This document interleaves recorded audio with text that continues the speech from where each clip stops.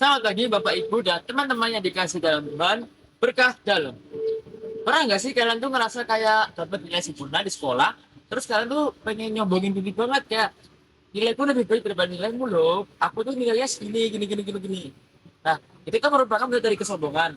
Pernah nggak sih kalian tuh merasa paling sok bener banget di sekolah?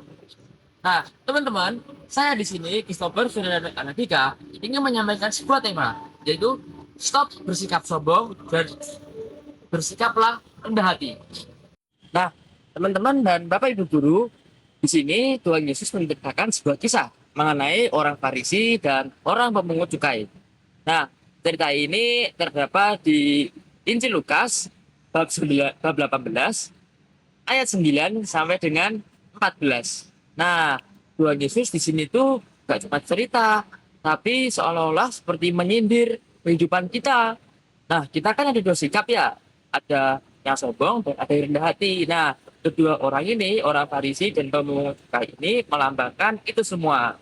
Nah, si Farisi atau si orang sombong ini, dia tuh selalu berdoa, tapi kayak gimana ya teman-teman ya? Kayak menyombongkan diri di depan Tuhan. Dalam doanya dia mengucap, Tuhan, untung saja aku tidak seperti si pendosa itu.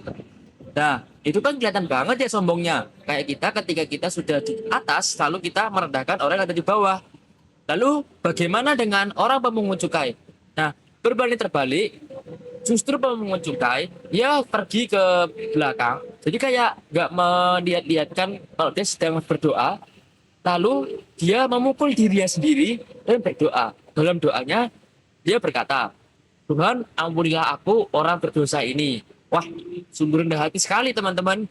Dia bukannya menyombongkan diri kepada Tuhan, justru dia malah merendahkan diri kepada Tuhan dan mengakui bahwa ia adalah orang berdosa ini.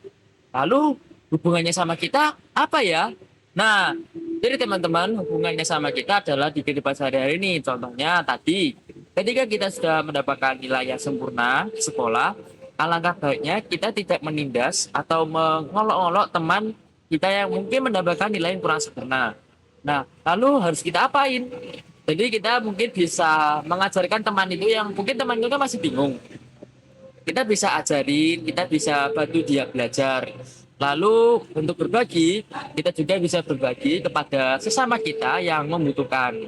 Nah, berbagi ini juga jangan sampai orang lain tahu teman-teman. Penting kita berbagi sedikit, tapi tidak diketahui orang lain daripada memberi banyak, tapi hanya untuk validasi. Atau kan banyak sekali nih media sosial, banyak sekali orang berbagi, tapi hanya untuk bahan konten.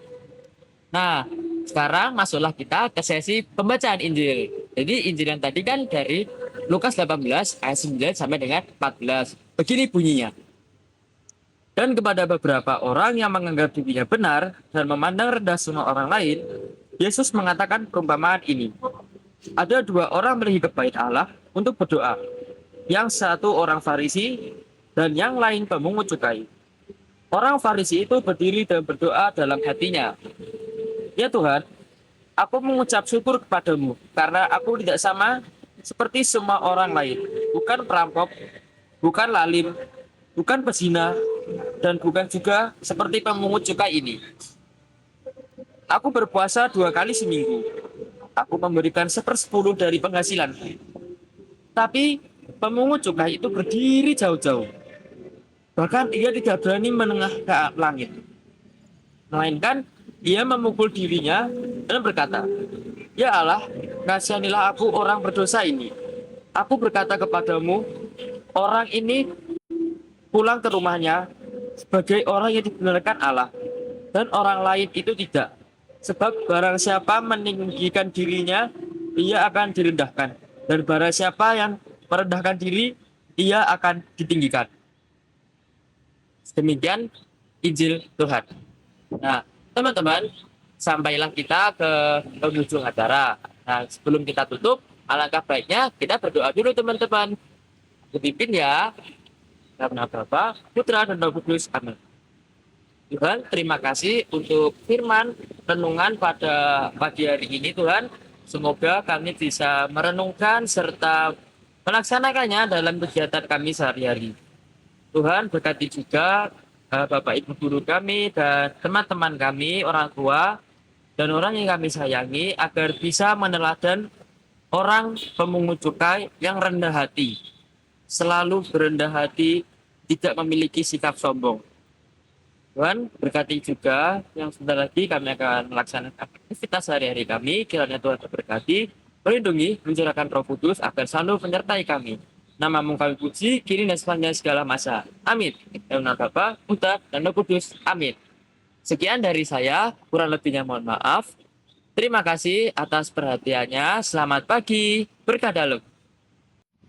Demikian yang bisa saya sampaikan. Kurang lebihnya saya mohon maaf. Saya Stopper Sederhana Arya Dika ingin mengucapkan terima kasih atas perhatiannya. Selamat pagi dan berkah dalam. Dadah.